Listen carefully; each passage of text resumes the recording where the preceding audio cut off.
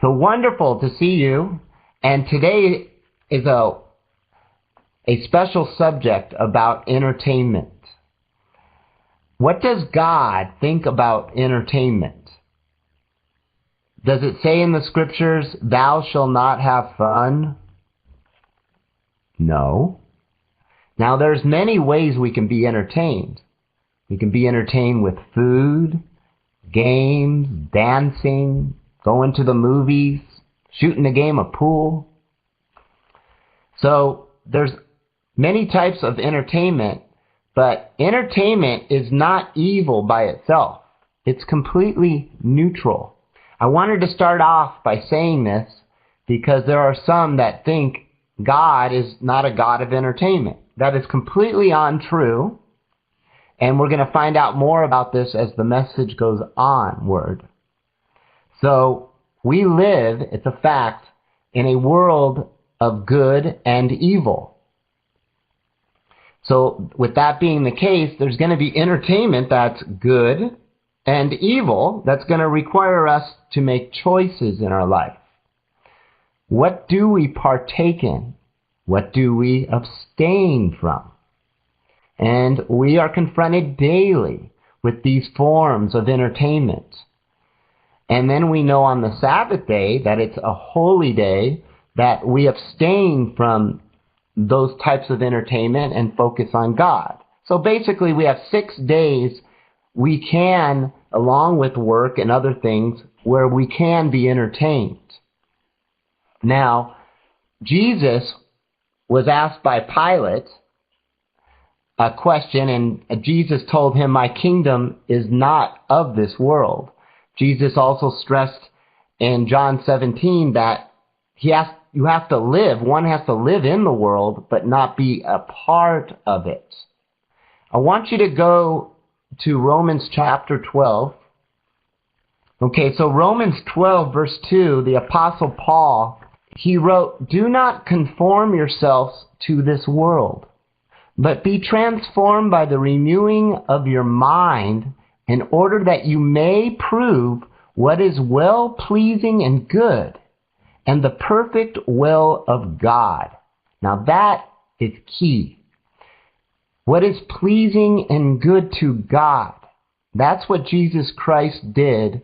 And remember last Sabbath we spoke about the kingdom and how it was always on Christ's mind. And if we were to call ourselves Christians, we're to live like Christ, to have the kingdom always on our mind. So, with that said, everything we do, the choices we make, need to please God. So, that's the first question you must ask before you partake in an entertaining event. Is this going to please God? So, that's very important. Jesus Christ, now, when he lived his life, I was asked by a member of God's church once, why didn't God record Jesus Christ, fishing with the apostles, having some fun, throwing a couple rocks and maybe playing some sport event? Why isn't that recorded in the Bible? It seems like a kind of a boring God. Well, first of all, everything's not recorded that Jesus Christ did. And it says that in the scriptures. There wouldn't be enough books to store all the things that Jesus did. But Jesus did go to a wedding, didn't he? Remember that? He performed his first miracle, turning the water into wine. So God is not against entertainment. Get that clear. In fact, at that wedding, what did he do? He made the best wine that was ever tasted. So when God does something, it's going to be the absolute best. If God throws a party, it's going to be the ultimate. Did you hear about that party God threw? Imagine that in the kingdom. Yeah, New Jerusalem. I couldn't believe what God did. Because God, when he does something, it's over and beyond. So now in this world, we're going to have to make choices of what we do with this entertainment world that we sometimes go into, we got to make choices. Is it pleasing to God? Now, Jesus Christ, when asked at 12 years old, he says, I'm going about my Father's business. Jesus Christ was on a mission, and he was doing the will of the Father. So that was the first thing on his mind, was the kingdom and the will of the Father. So all his choices surrounded that. So bring that in when we make choices of, if we go to a bowling alley with our friends, is God going to be pleased with this? Are these the right type of friends? Or are these some friends that you just met down the block that throw a lot of bad language in the air? You do not want to socialize with that type of entertainment. I want you to go to Ecclesiastes chapter 2. In verse 24, Solomon wrote, there is nothing better for a man than that he should eat and drink and make his soul see good in his labor. This I also saw, that it was from the hand of God. God wants to see good from our labor. So we have 6 days to work, and God, as it says in 1 Corinthians chapter 3, Paul wrote, I planted, Apollos watered, and God provided the increase. See, it takes work, and then God provides increase, and then after that increase comes coming down, that God would like us to distribute it and to share it. In fact, we give 10% right back to God when we tithe. And then God gives us 90%, and he wants us to be smart with that increase and to do good things and not focus on self. Now, part of that could be forms of entertainment. Maybe you want to take your family out for some good pizza and so forth. So God likes us to have joy in our labor. He likes to show the increase. So in verse 26, it says, for God gives wisdom and knowledge and joy to a man who is good in his sight. So he wants us to be joyful. He wants us to be happy. So a man of God, if he's doing God's way and doing the right methods, he's going to radiate God's love. Everywhere he goes, he's going to shine. He's going to be a giving entity. Not a taker, but a giver.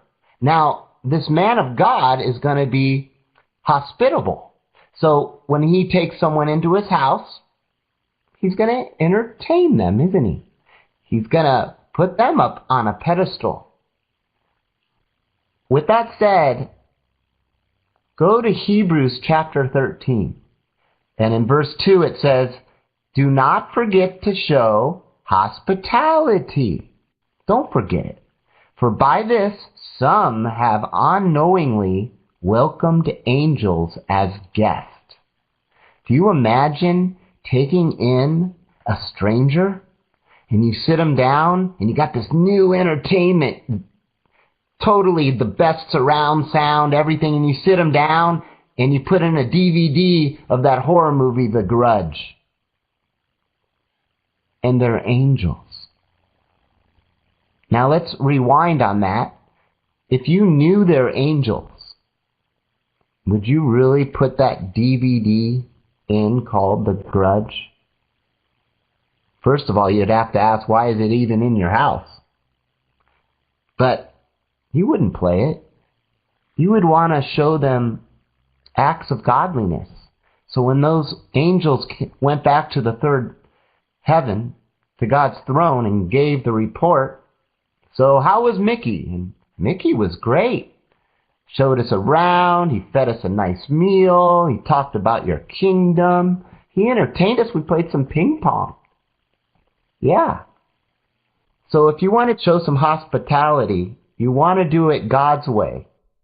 You wouldn't show some angels some wrong entertainment, would you? So why would you show anyone else? Aren't they God's vessel? Don't they have God's potential to become one-day spirit beings in a great kingdom?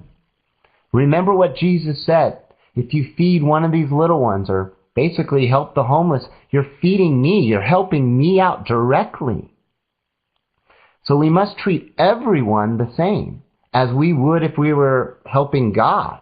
And if we're going to entertain someone, really put God in the room. When you're entertaining your friend, picture this person is God, so to speak. Like, how would you entertain God? God would be well pleased if you did it that way. I really think this is the key to doing the right entertainment, having the right mind approach. God is all about the proper methods. And his methods produce lots of fruit, and it's delicious fruit.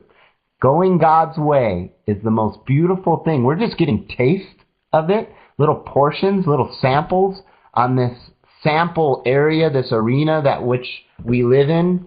This is all a type.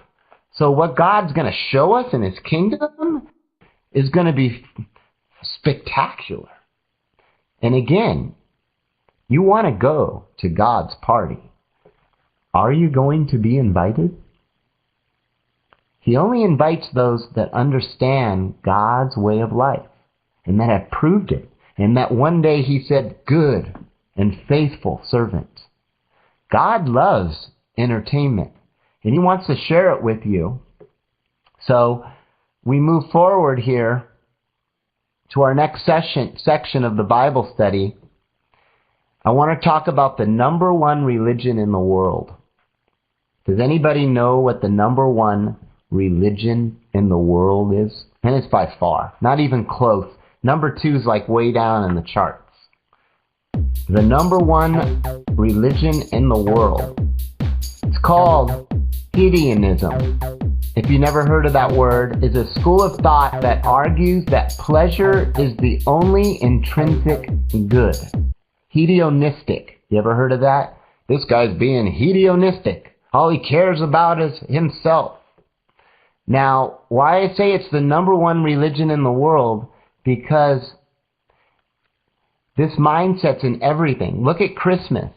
Oh, Randy, I know Christmas is pagan. I know. But it's fun. And the kids love it. You know, what are you going to take away that pleasure from the kids? Are you going to be a pleasure killer, Randy? You're a pleasure killer, Randy. Because they're lovers of hedonism. And that is a powerful word in the world of entertainment. Most of our entertainment is based upon pleasure. So with that being the case, you must then step back and really, before you jump into that world of entertainment you're about to go into, ask some questions. You know, is it going to be pleasing to God? You must draw a line somewhere. So, remember the children of Israel went into the promised land?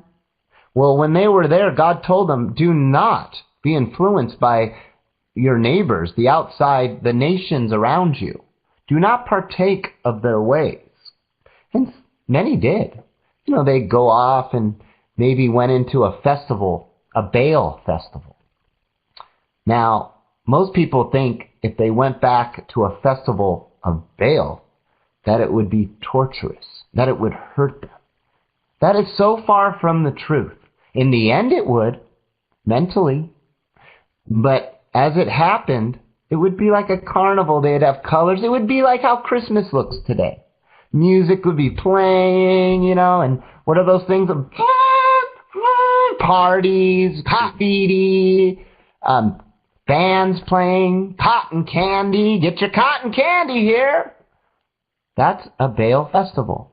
And that's what Satan does.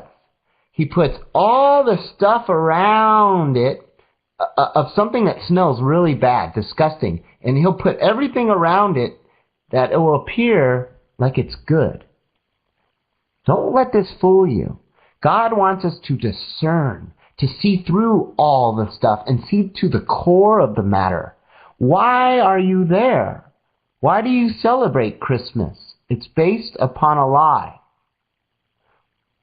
That's the core of the matter. Don't let your eyes see the beautiful tree, like in a trance. This is what Satan does. And he does it with movies. I had a friend, I still have a friend, he's still my friend, in the church that made a move. He made a chess move, so to speak, because movies were influencing him so bad that he decided to boycott all movies. Now, this has worked very well for him, and that is good. And I actually, cheer him on that because it helped him. But this person did something wrong that I want to share.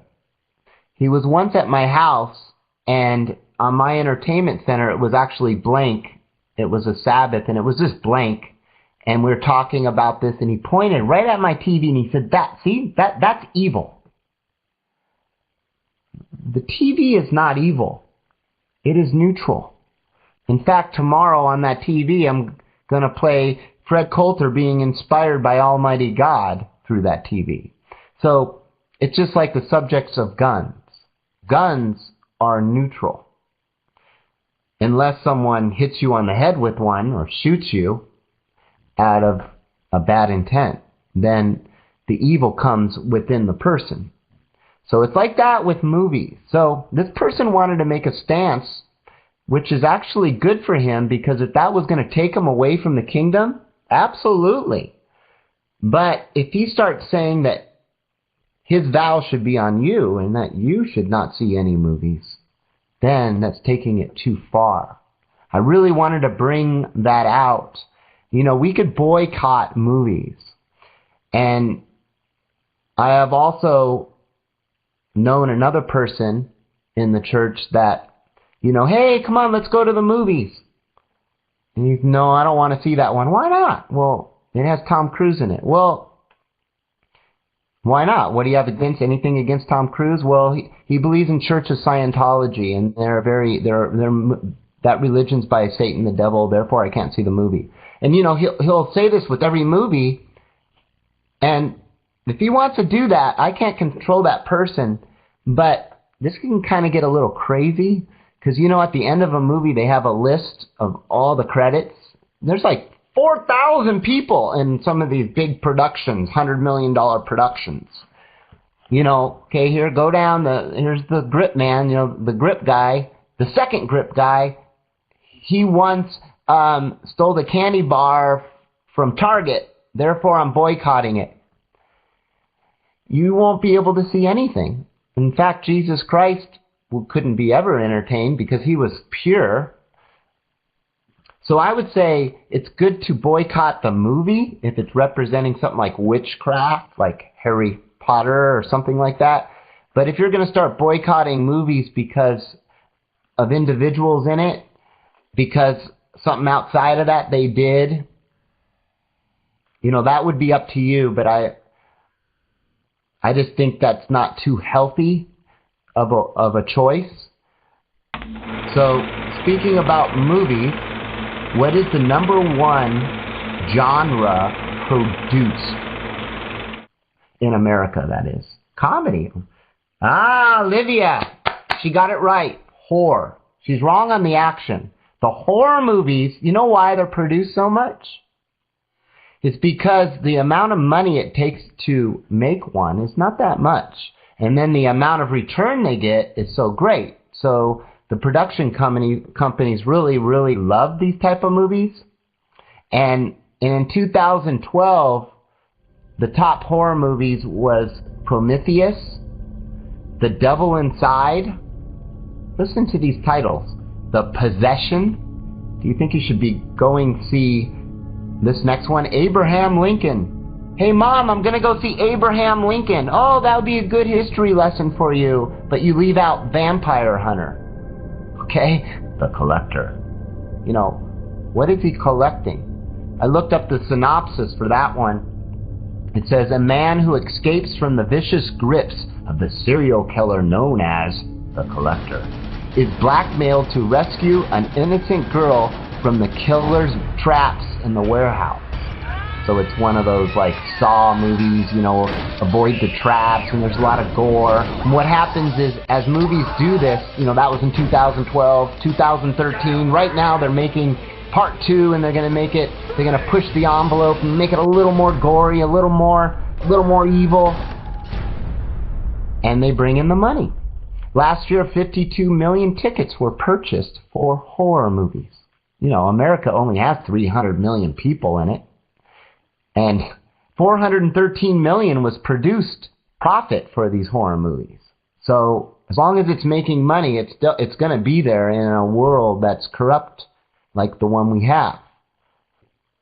I'm bringing this out because it's out there. And the entertainment world is so full of so much good and evil, mostly evil, that you got to step back and make decisions in your life. Every decision in your life will be huge. It's kind of like the rudder when you're on a boat and you just move it just a little bit. Well, after about 17 miles, that little bit will put you completely off course for miles. So it's very important to do things that please God. Now, I made a big decision in my movie going back in 2001. I went to the theater. I remember I was by myself and I saw the movie called The Score. It was with Robert De Niro and Edward Norton. And what it was Edward Norton played a mentally ill, crippled little guy that was hired by the bank. And this big, huge bank had a big vault. Everyone loved this guy.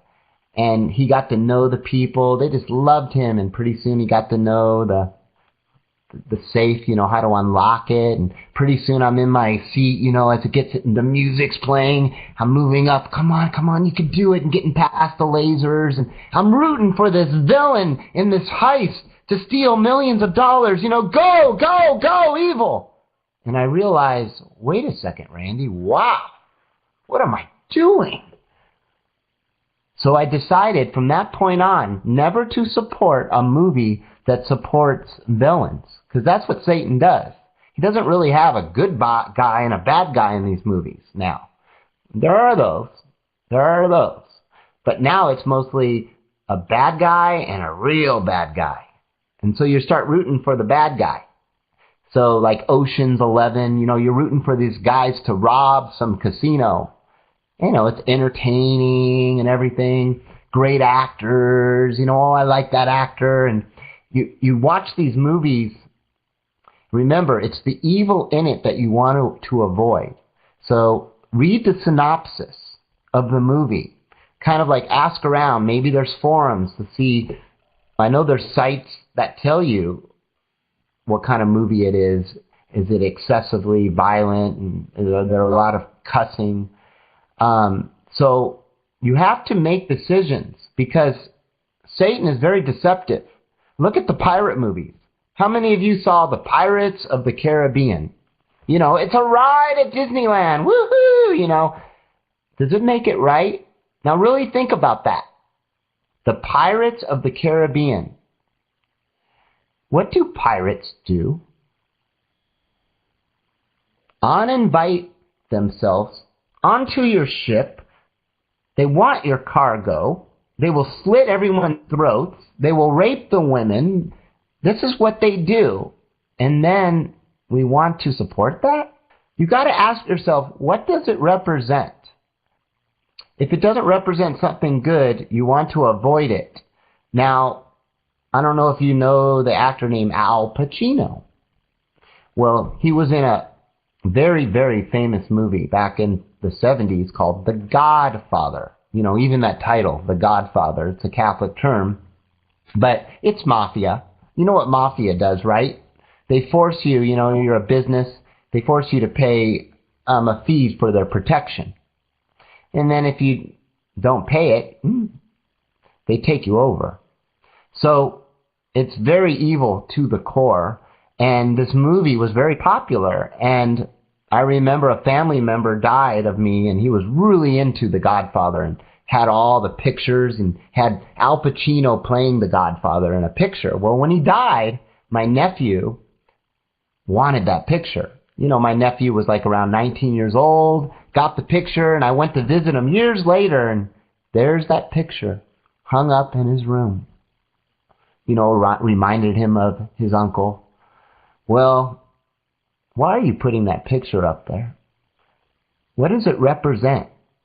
Do you really, really want to be like him? Do you really want to go into people's business and steal their income? And if they don't pay you, you go and destroy their whole family? So you got to really make a decision on these movies. Do you go see Harry Potter? Do you go see the latest installment of The Wizard of Oz with witchcraft and stuff like that? Do we have to see every single movie that came out? We don't. We can abstain and fill that time with good things.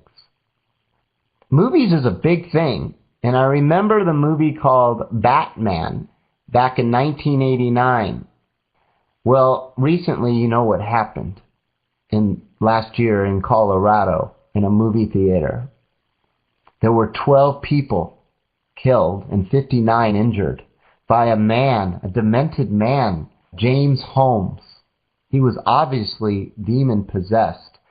I studied his history. He was 24 years old when it happened. And he went in there because there was a movie playing at a 12 midnight showing, the opening release of it, called The Dark Knight Rises. And do you know what James Holmes said who he was? He dyed his hair orange. He said he was the Joker. And if you rewind back to 2008, there was the movie called The Dark Knight. Remember Heath Ledger, that he took his own life? Well, he played the Joker. And he was told by the 1989 Joker, played by Jack Nicholson. Before he took the role, Jack Nicholson said, "Heath, do not play this role."